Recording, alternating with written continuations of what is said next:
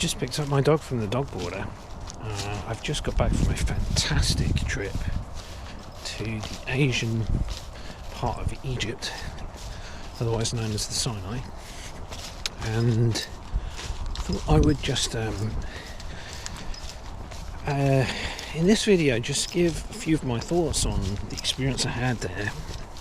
Really was one of the milestone standout trips that I've made. Even the kids were saying it's one of the best, if not the best, holiday they've had, and I'd say yeah, it's definitely up there for sure. In terms of what we needed, really, the combination of relaxation coupled with some cultural excursions. So I just made a few notes here on my phone. I wanted to talk a little bit about the hotel. First of all, I've made some videos. I made a video on the Xperience Seabreeze Hotel where we stayed. I made a video on the excursion to Ras Mohammad National Park. Another one on my all-night hike up the Moses Mountain, Mount Sinai. Another one on the Blue Hole and Dahab visit I made. We've got a dog coming here. Let's see what he's going to do. Video.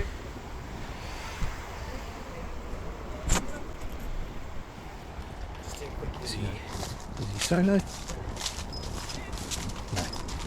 And another one on snorkeling the coral reef.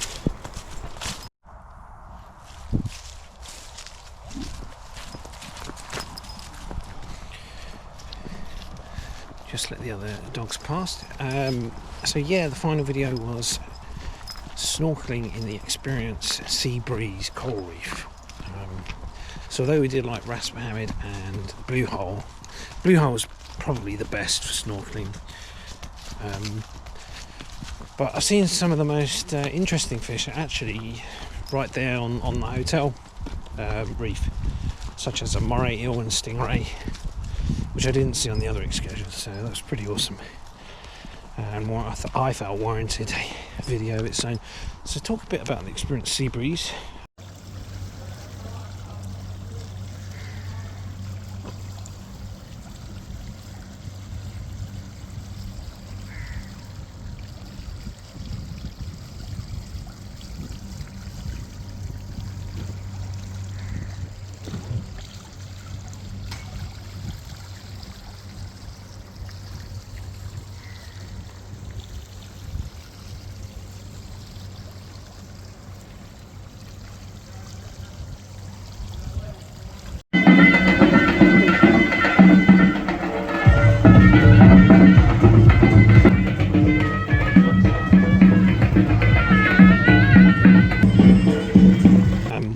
Five-star hotel on Sharks Bay.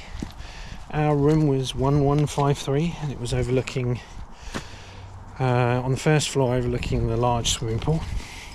It was an all-inclusive deal. We were given one room key, presumably so we didn't leave the AC running all day.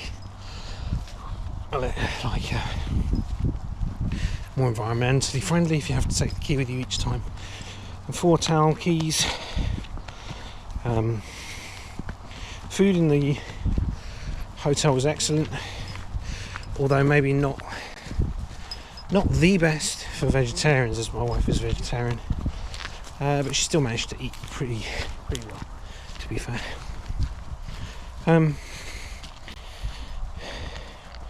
We actually stuck to the buffet, so we didn't check out the masala fish restaurant or the other little restaurants that you could check out, mainly because we weren't on the resort the whole time. We were also out and about on excursions, but we did get the occasional poolside chips, burger and chips, or pizza and chips. Drinks were average, but then I've yet to find like an all-inclusive beach holiday I've been on that matches the quality of Varadero, Cuba, where by far the coffee and cocktails were the best of any that I can recall in the last, well, since 2007. So yeah, so those videos that I've made are on my original content channel. I'll leave the links to those. What else can I say about the hotel? The drinks are okay. No pork in the restaurant, as you'd expect of Egypt. Everything's halal. They had beef substitutes, so beef sausages and beef bacon, which was the first time I ever actually tasted that.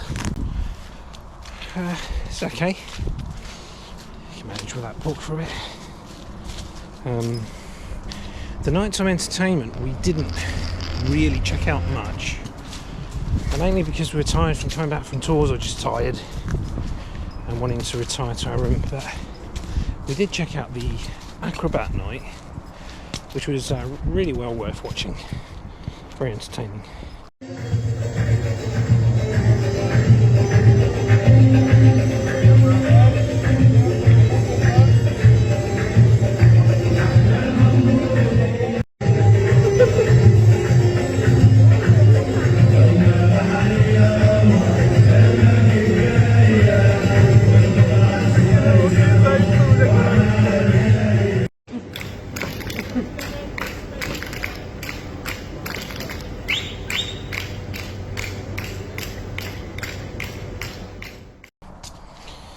Our room was clean and kept clean throughout by the cleaning staff. The ATM in the hotel only allowed a withdrawal of 4,000 Egyptian pounds per transaction. I think that's about 60 quid. So we made two withdrawals, and each time they added on a £6 charge. So for 60 quid, you paid 66 quid, which is a bit of a scam. But when we wandered down the road, we noticed that the ATMs were even worse outside of the hotel for some reason. And the only reason we made the withdrawals was because I went and forgot our travel money at home. You do need to take cash with you to Egypt. A lot of places will take card payments, but there's going to be multiple times and places where you're going to need cash. So for example, going up the Moses Mountain, the Bedouin, I don't think they're going to take card payments. You have to pay to use toilets sometimes, and bits and bobs, equipment hire. When you go snorkeling, they may take cards, but you need some cash. So I recommend either dollars and euros or a combination, and get plenty of small notes in there so that you can leave tips. In my case, I had $100 and 100 euros, but completely useless to us because we forgot the cash at home, which was a major pain actually. But anyway, you're able to withdraw cash from the ATM like we did.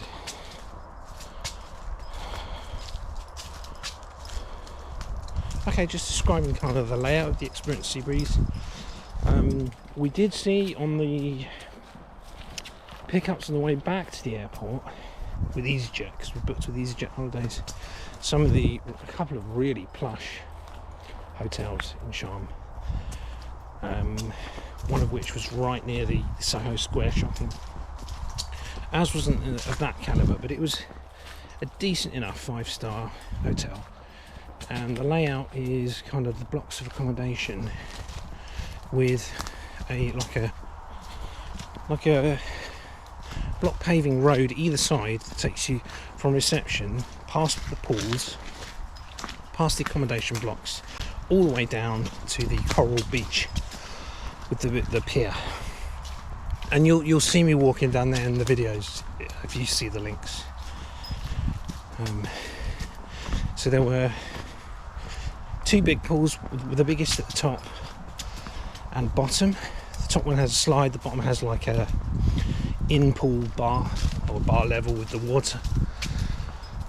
and then the ones in the middle are kind of small, like more secluded little pools, which we never used because we had kids. But I would have liked to have been in one of the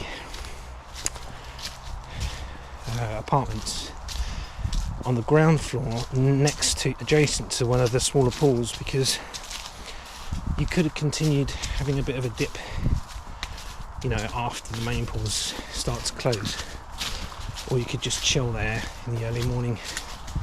So I would recommend, if you can get a choice of room, you're looking at the Xperience Sea Breeze in particular, see if you can get one of those ground floor ones near the two. I think there's two smaller pools in between the two larger ones.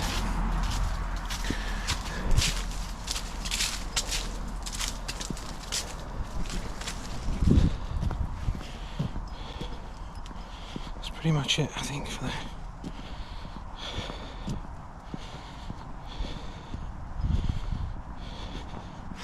Okay, I'll talk about the beach. So as you walk down this road, and there are frequently like small vehicles coming up and down it, taking towels to the pool and things like that. Just do a quick video. And transporting people up and down as well. When you get to the bottom, there's a pier. There are some deck chairs on sand, and then beyond that a pier. And there is probably maybe 50 metres of coral reef, which you can't really go in. So you have to walk down the pier, then you get to, like, from the pier, some steps on the left and steps on the right. From there you can just walk down into the water and then snorkel within a cordoned off section. So if you go beyond the rope, the lifeguard's going to blow his whistle at you non-stop until you get back inside the rope. That's for your own safety. It's a fabulous coral reef, and I think all the hotels along there have a similar kind of setup. Well, not all of them, some of them, and then some of them are just straight to beach, but with no pier. But there's a rope, so only about 4 or 5 meters out is about as far out as you can swim. So you're in shallow water the whole time, unless you swim within the rope off the pier. But in those locations you're going to see some fabulous fish, including the sergeant major fish that actually has been known to bite people. It's a bit territorial. Standout fish I saw, well, yeah, that one that bites I have to fend off a few times with my selfie stick. Filmed underwater with my GoPro for the first time, which was fine. For some reason my GoPro didn't stop charging, but I found a YouTube on how to rectify that. Other than that, no issues. It really come out quite crisp, and I defaulted it to 5K definition as well by accident. I normally film on the 4K. I think in hindsight it's better that I put it on 5K, because everything's come out as really visually stunning. So good little camera, this GoPro. And the standout fish were probably the pufferfish, the lionfish, the stingray and the Murray eel. But I found the tiny weeny fish just as fascinating as the larger ones, to be honest. Some of them very beautiful smaller fish. Alright, what else can we talk about? The Red Sea is very salty. The fish in there are the same as the other tropical fish in other oceans, but they are specially adapted for the higher salt levels. It does mean that you float quite easily. You don't, even without a life jacket, you don't get the sensation that you're sinking. Rather quite the opposite. The salt helps with that. And apparently this is just bits of information we gleaned from tour guides on various tours. The salty water is really good if you have any kind of like skin condition, eczema or skin irritation, very soothing. Psoriasis, very soothing for the skin. So if you have any kind of skin condition, the Red Sea is one place you could go to get some treatment from nature, so to speak. And as well as the salt, there are minerals in there too. Talk a little bit about the Bedouin.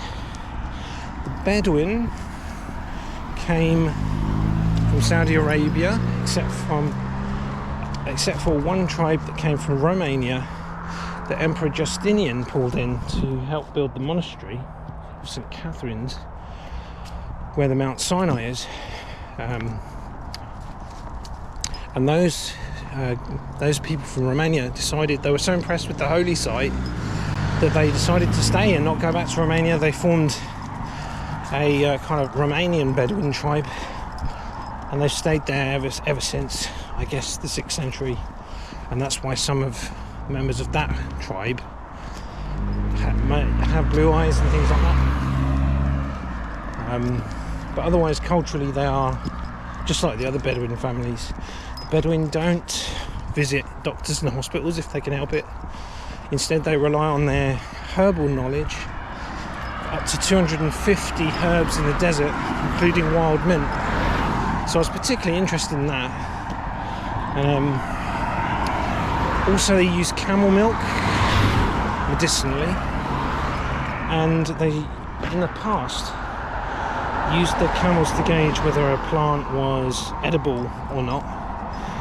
When they had a nomadic lifestyle in the past, and making journeys using the camels to find water, whether the camels can sense water or actually just have a photographic memory of where the waterholes are from previous journeys. But also in a starvation situation, if they were unsure about a particular plant, they would try to offer it to the camel, and if the camel didn't eat it, they wouldn't. If the camel did eat it, then they would.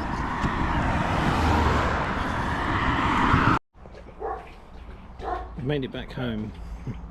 One thing I actually forgot to mention about the Red Sea, again another tidbit that I gleaned from the tour guide, he was rather thirsty there from the walk, was there is a fish that can change its sex. So it pairs male and female for life, but if something happens to one of the fish, like let's say for example the female dies, the male will try and find another female, and if it can't find another female, it will pair with another male, and then one of the fish will change its sex.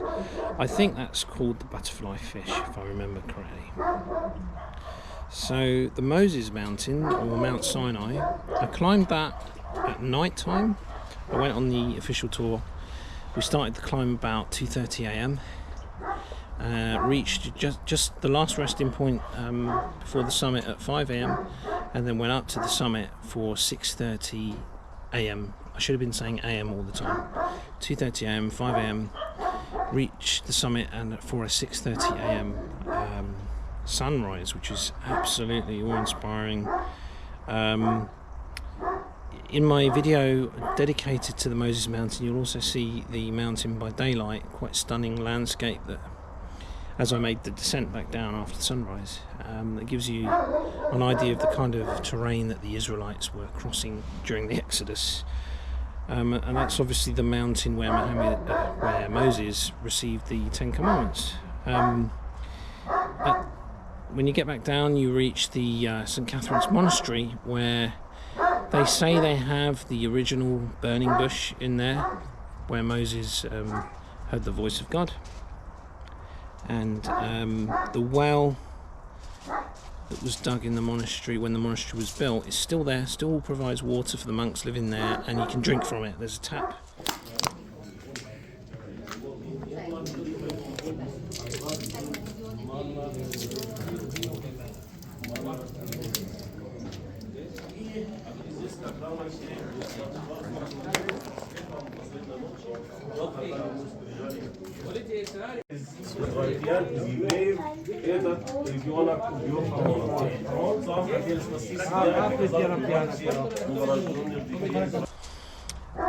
Apparently when, I think 8 Greek Orthodox monks lived there, if I remembered that right, but when Mohammad arrived at the site, when he was invading Egypt, the monks didn't have enough tribute to pay him, so they begged him to spare the monastery, and he actually obliged, and he agreed to spare the monastery and protect it and allow the Christians to continue to worship there.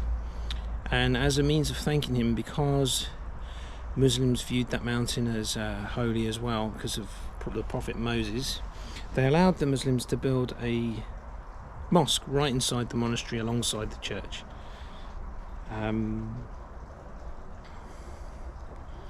A bit more detail of the actual tour than the Moses Mountain tour. Picked up at around 8:15 p.m. from the hotel. We then made a 3-hour journey. Well, first was picked up in a small bus, and then we were first transferred to a larger bus. Mostly Italians and Russians, a couple of Mexicans, one American, a few Brits on the bus. The bus was, or the coach, larger coach, was absolutely full. Every seat was taken. And then there were like 3 toilet stops on the way. The last one, the tour guide strongly encouraged us to use it because the Bedouin toilets up the mountain are kind of very primitive, as I discovered when I used one. So we were taken up to the Bedouin, handed over to the Bedouin mountain guides who took us up the mountain. Camels all along the way. It's not really a tour for people that don't have stamina and are out of shape, however, or for smaller children, but however, that because of the number of camels available, we did see people that were struggling, that then paid the Bedouin for a camel to take them up. And the camels take you most of the way up, except the last section, which is 750 steps to the summit. That's the last kind of kilometre, so to speak, where the camels can't take you beyond that. You have to do that bit by foot. That is about it. What else? I wanted to talk a little bit about the Blue Hole as well. Monty Hall's made a wonderful documentary diving series. I can't remember which channel it was on. And one of the episodes was on the most dangerous dive site in the world, which is the Blue Hole in Dahab, which is just, I think, south of Sharm-El-Sheikh, so in the southern Sinai. 150 divers to date as of 2024 when I'm speaking have died in the Blue Hole, and I strongly recommend you watch the Monty Hall's documentary because he goes into why this Blue Hole has proved so fatal. So since he made that documentary, when was that? Around 2011, 12? I can't remember exactly. I've had the ambition to go there and not to dive because I'm not a scuba diver, not yet anyway. Just to snorkel. So we booked a tour. The kids were able to swim as well. We all had to have life jackets on because of the strong currents, and we were all able to snorkel in there with the tour guide. It's about 45 minutes. See my video dedicated to the Blue Hole tour. And as part of the same tour, or included in that tour, was a meal in the restaurant at the Blue Hole, which was like a Nando's. It was like chicken with rice, but much tastier, and awesome fresh juices there. Like my wife had a fresh melon juice. We had a drink called the Bomb. It's like a mixture of fresh mango, fresh strawberry, and guava, or something like that. Very refreshing. And then we went to the Dahab Bedouin Bazaar. I actually got myself finally some amber jewellery, amber bracelet. I've been meaning to get for a long time. And then on to the Coloured Canyon, or the White Canyon, which is like a miniature version of the Grand Canyon, which the kids absolutely loved that, climbing on the rocks. And then back to Sharm. So I think I've covered almost everything. Please follow the links to my, if you're interested in videos on Egypt and what I've spoken about here, follow the links to my original content channel. Maybe you could subscribe to that as well. That'd be that'd be great, because I'm trying to build up a secondary channel, because my violin makers channel cannot be monetized, the nature of what it is. So I'm switching some of the stuff where it's me speaking about things into my original content channel called Violin Pilgrimages. So hope that's whetted your appetite to go and visit Egypt.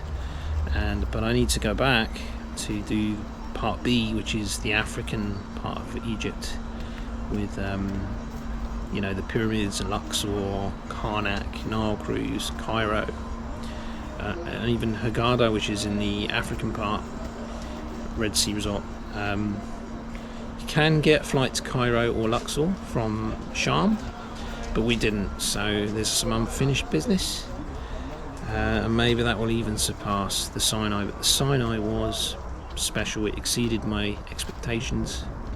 Sharm is just kind of plonked there in the middle of the desert, just for tourists really, and the people that work there mostly all in the tourism industry, I guess, or maybe construction industry, but all centered around tourism. But just a bit outside Sharm, when you get to Dahab, St. Catherine's, is where, more of the real Egypt, in the Asia part where the Bedouin live. When you go on the tours, police escorts and checkpoints are ever present, so you do feel quite protected out there in the desert.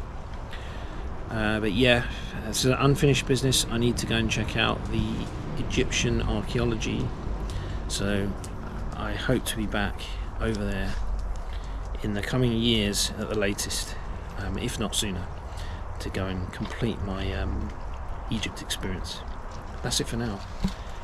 Hope you enjoy my videos that I've made, and ciao for now. Thank you, bye.